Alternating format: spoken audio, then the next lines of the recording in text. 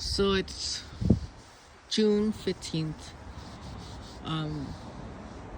We are finally in mulberry season. Usually mulberry starts in mid-July, but this year even strawberries are really early. So we got Wellington. It's been a while since I reviewed this variety. My tree was much smaller a few years ago.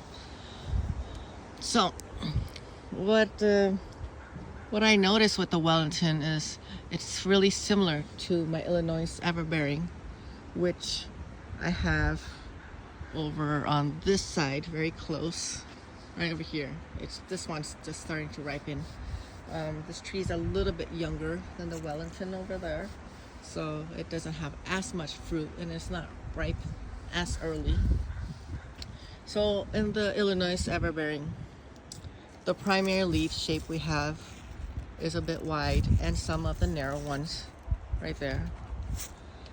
And then over onto the Wellington, we notice the exact same leaf right here.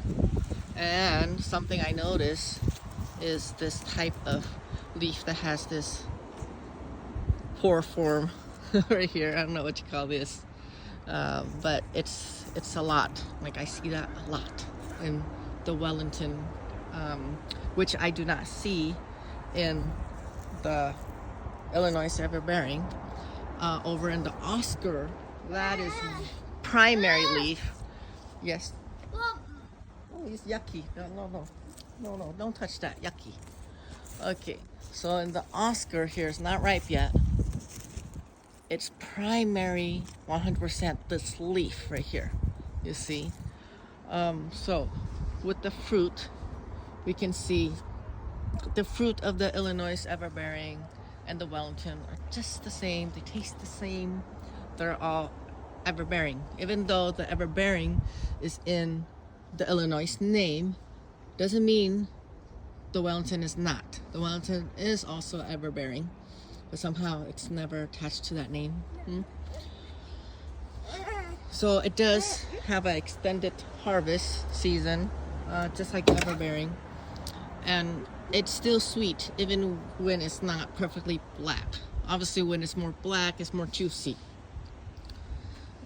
Otherwise, if you eat it red, it's not going to be sour like some other mulberries where it's very tart. You don't want to do that. But the Everbearing, it's very forgiving, so great for kids who don't know when to pick it, right? What would I say? For me, I have another Illinois Everbearing one over here. You can see the leaf on this is very big.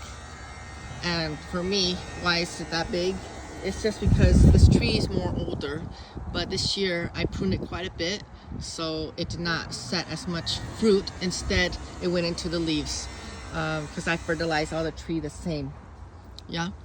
So if you have a Illinois Everbearing, you don't need a Wellington.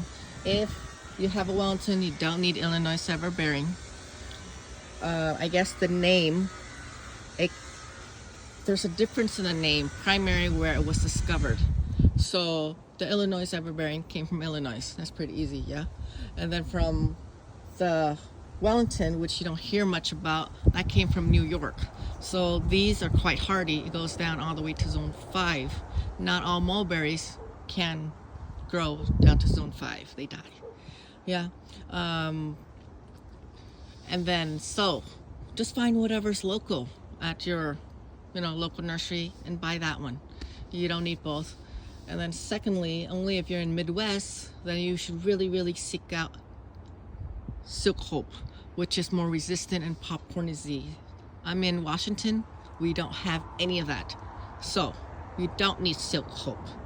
Yeah, what you need is a tree that's does well for your area. It can be different depending what climate you are.